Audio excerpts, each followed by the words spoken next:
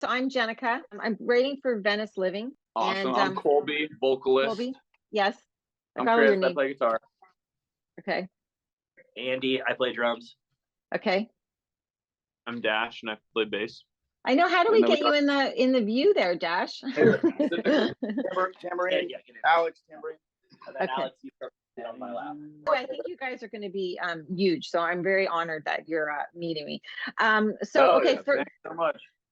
first question. So why does Strawberry Fuzz like to threaten cute dogs? It's provocative. We wanted to make a sticker that definitely gets eyes, so we thought that would be the way to do it. It's either you love it or you hate it, but you're gonna look at it. We're dog owners. No, I loved it. Yeah. So you all come up with the merch ideas. Is that sort of a group project in itself? Mr. Colby, our singer, is the the graphic lord. Yeah, I do all the designs, all the logos, all the flyers, and then all the merch too. Awesome. Okay, so just to sort of give an overview starting at the beginning. So can you tell us a little bit about how you formed the band and what year and sort of the beginning, a little bit of the beginning of your journey as a band? I'll take it. I'm a music producer, and I worked with Colby's last band, and we met, and we wanted to work afterwards, like on something a little more than we wanted to be more than just friends, I guess. And then we started like writing a million songs, and they were good enough to the point where we were like, hey, we should maybe take this even further. Yeah. And then we got engaged with Kris. Well, I figured out that I lived a block away from him. I was living in Culver at the time.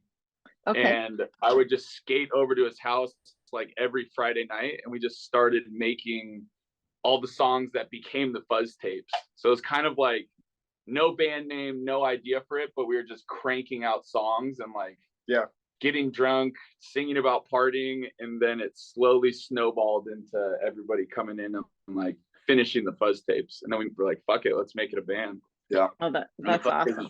Done. The Fuzz tapes was pretty much done when I met these guys. Yeah. And then pretty much me and Alex wrote the Fuzz tapes. You guys had like 25 songs when I first met you guys. Yeah. Like, Jesus. Like the Lil Wayne of punk. That's awesome. That's awesome. And now, so do you all live in Venice at the moment then also? We're all in that area, but that's been our home that we like, where we find ourselves more often than not is in there. Me, Kris, and Alex are in Venice, and then you're in Palms. I'm over in Culver City. Yeah, you're all West Siders. Yeah. I'm in the Valley, but I feel like I'm in Venice like 4 days out of the week. So I basically live there. That's awesome. He lives on couches in Venice mostly. Mm-hmm. That's total degenerate. Okay. And at your shows, I know like everyone sings all the lyrics. So how did you cultivate such a strong fan base? How do you think that happened? I honestly blame that on Kris a lot, because once we had Kris in, then we basically indoctrinated his crew, and then we all became a part of this just like little group of degenerates on that side of the town that all support each other, and like I think that spawned anyone else coming. Yeah, there's like 40 of us. There was, before we were a band, there's like a crew of like 40 people that are all friends that are just kind of out at the bars in Venice every weekend. And so when we made a band, we already had like 40 good homies that are in Venice every weekend that started listening to it and then showing their friends, and it kind of just snowballed. Yeah. My son skates with Chris Bell, or skated with Chris Bell a lot. Chris Bell's here. Chris Bell's here. Okay. Well, he's in the other room, so they can say hi. Hi, do you know Callum? Oh my God, how are you? And I know Patty. Yeah, from the Code Skate Park. I know his son. Yeah. Venice, hi, nice to see you. He's the Venice. Yeah. Capital V. And Patty. I give him a pass. Okay, awesome. Two thumbs up. Awesome. Okay. So do you tend to know what songs are going to be hits? Like, do you feel like you can feel like the ones that are going to sort of stand out at all? Or is it just like you love them all? No, well, like our biggest song is called Cowboy, and like there aren't even words in the chorus. They're like, it's kind of like whatever you think the word is. Our in Cowboy, which is our like biggest song, the words were never properly written. They're like the verse is written, and the verse is sick. But there's like parts of the chorus that we kind of make up or we like ad lib, and it never actually got written down, and that's how the recording is. Yeah, which is pretty funny, but that's our biggest song. But then there's not even. We have no clue what. Essentially, to like. your question, no, we don't know. Yeah, we have no Okay. clue. We just put it all out there. Okay, so what's the inspiration for this latest album, and what do you hope to achieve with it too? I think our goal was just. You start at square one, which our first album was called Fuzz Tapes. It was just demos. This one we just wanted to record, and then hopefully next one is a step further. It's just like let's do our shit proper rather than reality. Yeah, it's like also the Fuzz Tapes, they didn't sound even close to our live stuff. That was a comment we used to always get, like, you guys play live, it doesn't sound like your recordings. And then now it's like a little bit closer, you know? So now we're capturing energy that we have as a band rather than, you know, Colby and I drinking Jameson in a room in COVID, you know?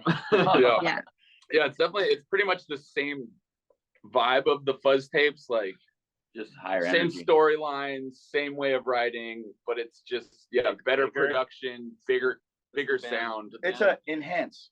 Yeah, we enhance the sound by trying a little harder in production. That's awesome. So the Troubadour sounds like an awesome place for the release party, and I'm just wondering, is there any like venues that like your dream venue or some place that you really want to perform at in the future that is on your list of goals? Every place. We want to play every single place. Okay. So touring is going to be in your future.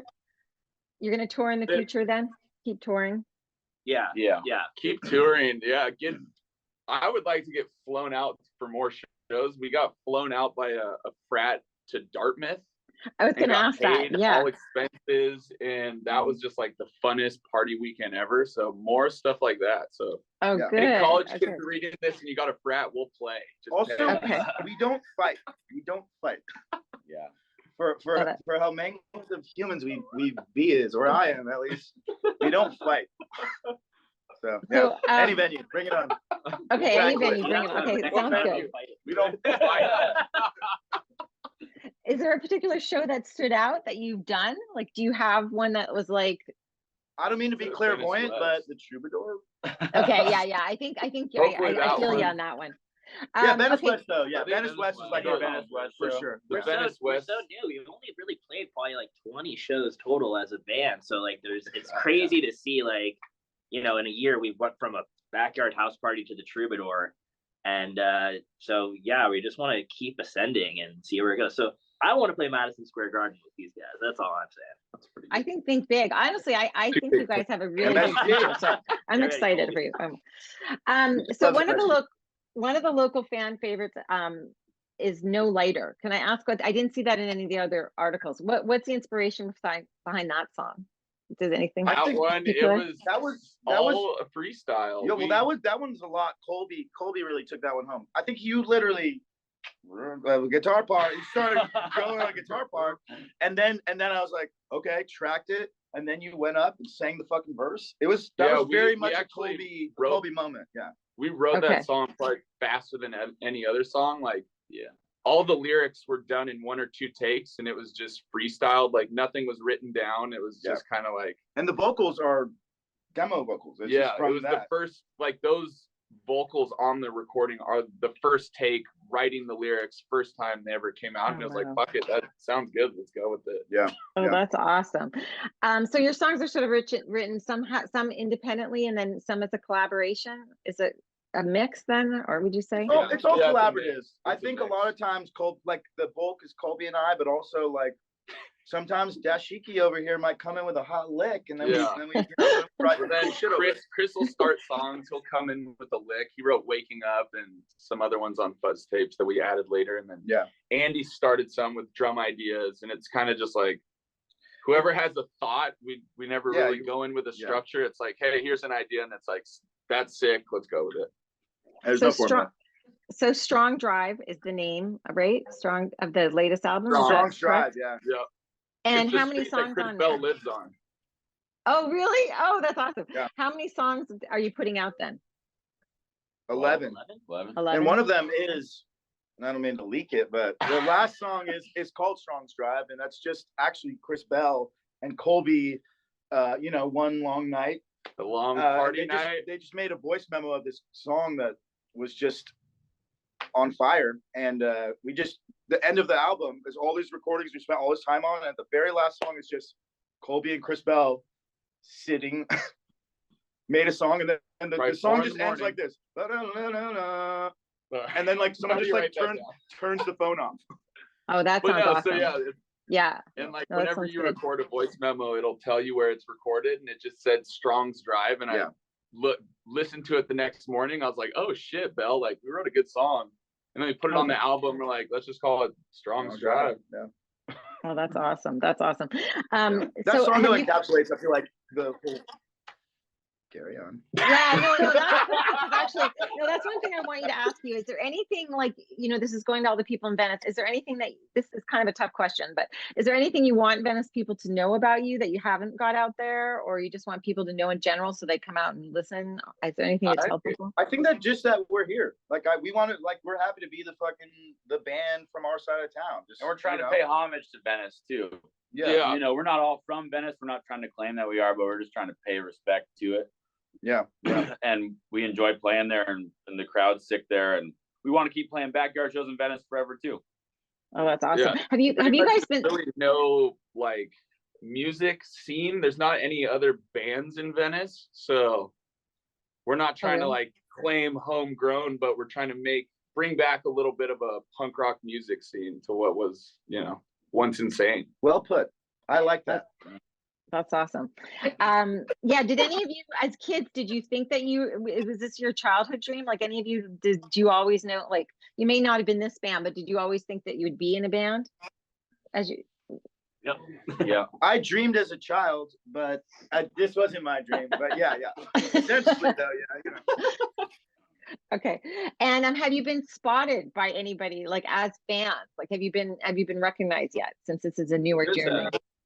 Colby does. Yeah, It happens. It's so weird. Yeah. This like girl came and like tapped me on the shoulder. She's like, "Are you in Strawberry Fuzz?" I was like, "What?" I was like, "Yeah." She's like, "I love your band." I was like, "Whoa, this definitely happens in fucking Venice. Weird." Yeah, in Venice for sure.